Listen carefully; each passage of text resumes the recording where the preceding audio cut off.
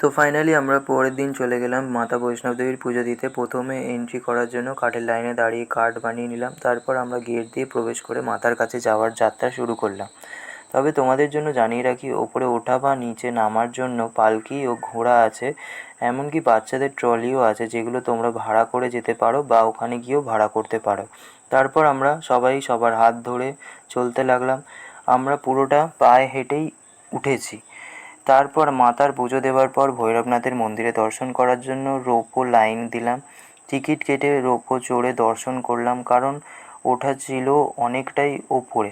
আর আমাদের সেরমভাবে হাঁটার মতন অবস্থাও ছিল না, কারণ আমাদের হেঁটে নামতেও হতো। এখানে আমার দিদাও 40 কিলোমিটার হেঁটে উঠেছে এবং 40 কিলোমিটার হেঁটে নেমেছে, তো সেটাও একটা অবিশ্বাস্য ব্যাপার। তো তারপর আমরা হোটেলে এসে আর কিছু না করে রেস্ট নিই, কারণ আমরা তারপর রেডি হয়ে যাই নেক্সট ডেস্টিনেশনের জন্য।